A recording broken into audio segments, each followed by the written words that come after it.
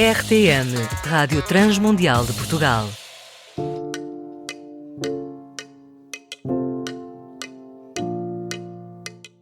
Já falámos aqui no Entre Linhas sobre Franz Kafka, mas tanto eu como a nossa convidada, a Inês Gaspar, ficámos com a sensação de que algumas coisas poderiam ser mais aprofundadas. E como vocês já sabem, eu não gosto nada de deixar as coisas pela metade. Por isso, aqui está a nossa querida Inês Gaspar para falar das inquietações de Kafka. Relembro os nossos ouvintes que a Inês é criadora.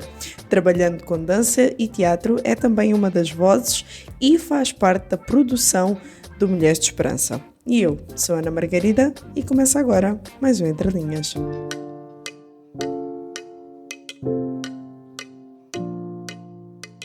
Inês, eu ainda me lembro que assim que acabou o episódio anterior sobre Kafka, que ficámos a falar ainda por um bom bocado. E logo em seguida tu ficaste com a sensação que nem tudo tinha sido falado e que haviam ainda questões que deveriam ser trazidas à conversa. Principalmente porque quando tu leste o livro O Processo, ficaste inquieta com a angústia e a desesperança que o livro te revela, por causa da forma como termina. Como é que tu olhas para Kafka? Um homem angustiado e desesperançado? Foi essa a ideia que ficaste dele? Sim, em parte, angustiado, desesperançado, mas também alguém com uma enorme sensibilidade e sentido crítico. E eu acredito que talvez tenha sido essa angústia associada à sensibilidade e ao seu sentido crítico que o tenham feito procurar tão incessantemente um caminho, porque é isso que eu noto no que conheço dele, que não é só o processo, e noto uma procura. Então agora nós podemos dizer que temos a plena consciência de que lidar com esses sentimentos, porque em parte tu concordas com o facto de ele ser angustiado e desesperançado, mas também ter um olhar muito crítico, então é algo normal, tendo em conta o mundo em que nós vivemos e porque, falando em bom português, a vida nunca será pera doce, sempre vai ter as suas fases. Pensas que Kafka, ao deixar passar para a escrita as suas inquietações, as suas angústias, ele relatava com muita verdade esses sentimentos que todos sabemos reconhecer? Já agora, se calhar até é um atropelamento que eu faço aqui. Achas que há uma tendência para se abraçar tais sentimentos, para se dar a volta por cima, ou para ter um motivo a mais para se ficar no chão? Então, vejo aqui duas perguntas. Uma é que, de facto, ele conseguia transmitir muito bem essa angústia na sua literatura.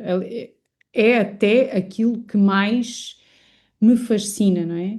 Ele era muito cru, não não punha paninhos quentes nas coisas e transmitia-nos, tal como vimos no episódio anterior, através de toda a imagética, todo o simbolismo, tudo aquilo que ele, a forma como ele descrevia as situações, ele conseguia nos pôr a nós também a ficar ali sufocados e como se estivéssemos dentro daquele pesadelo que estava a acontecer.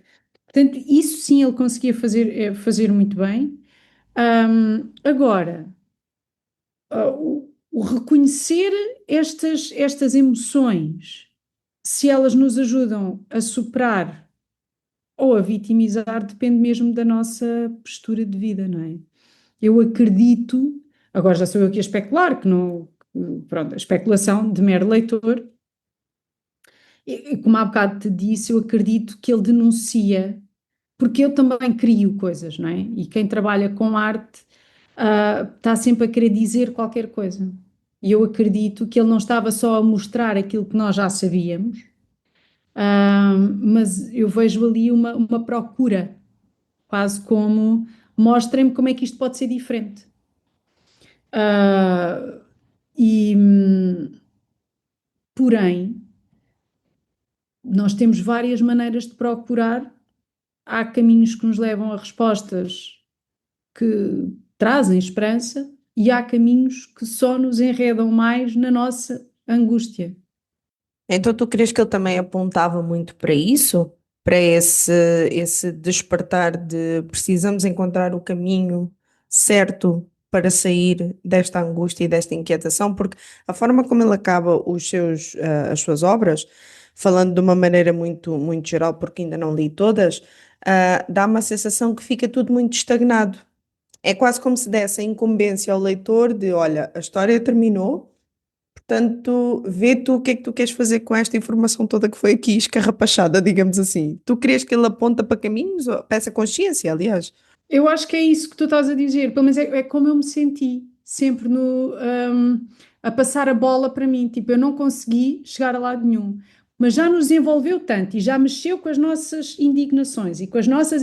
Nós ficámos envolvidos. E há quase que no subconsciente, pelo menos mim enquanto leitora, eu não consigo ficar alheia. Ah, pronto, olha, acabou assim. Como acontece às vezes num romance, pronto, ai, não ficaram juntos, que pena. Não, a pessoa fica com uma certa inquietação em relação às coisas. Eu acho que isso impele a ação, não é? Claro que depois deve de haver pessoas, se calhar mais negativistas, que ficam, pois, realmente, isto não há volta a dar, não há volta a dar. Pronto. Olha, mas vamos agora para uma questão mais importante, digamos assim. Kafka, daquilo que eu li na Carta ao Pai, é um homem com uma forte ferida de rejeição e abandono por parte do pai.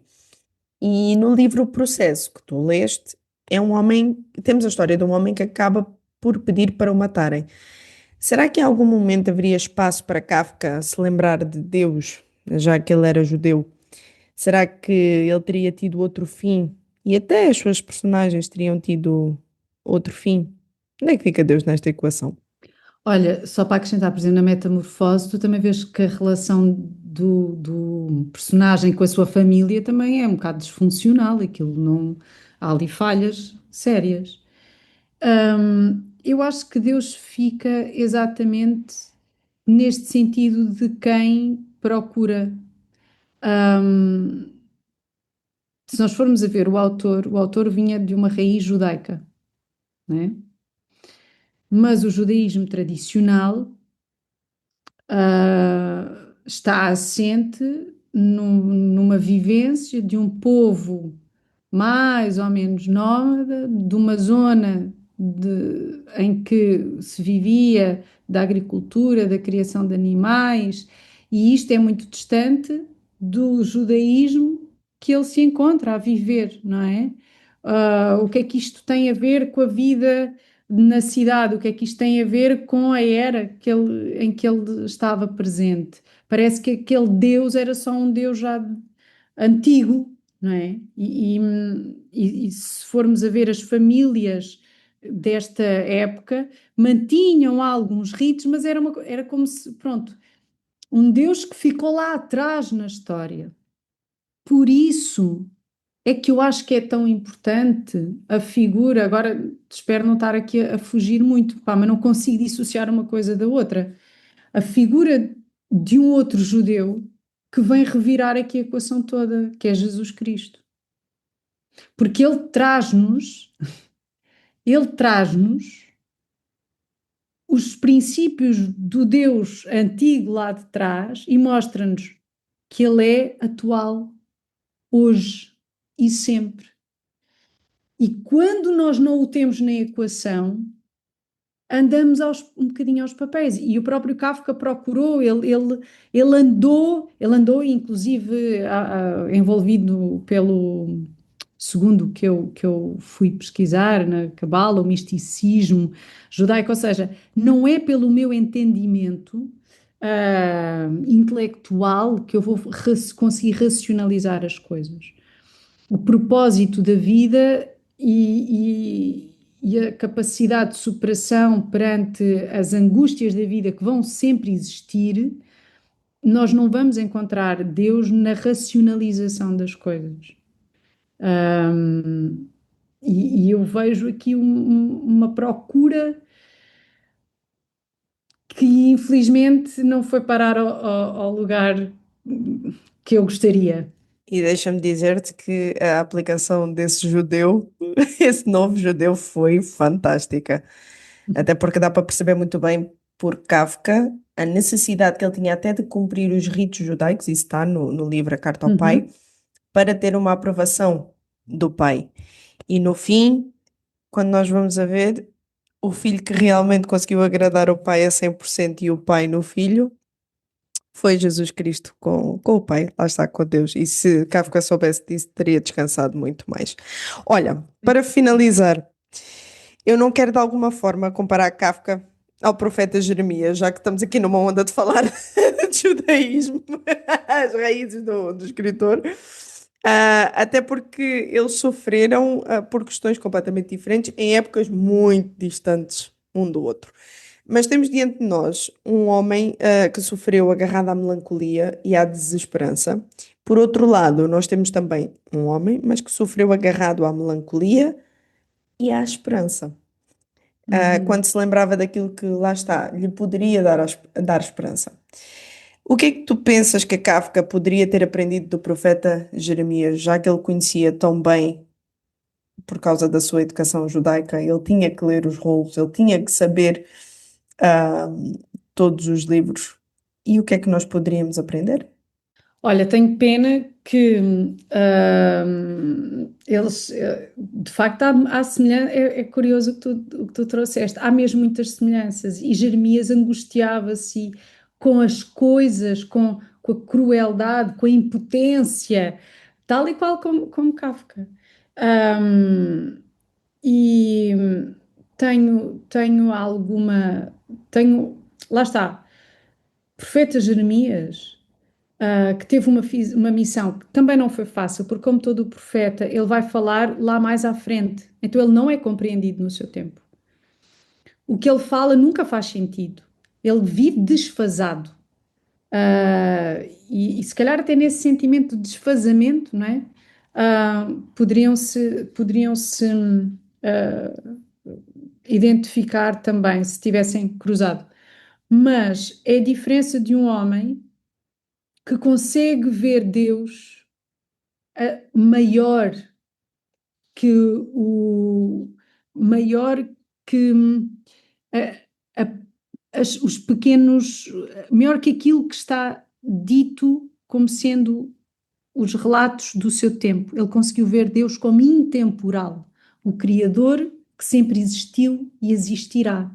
Então, ele era importante para a época que Jeremias estava, mas ele conseguia ver o agir e a esperança em Deus em épocas além, que esse é o trabalho do profeta também, eu falar mais além.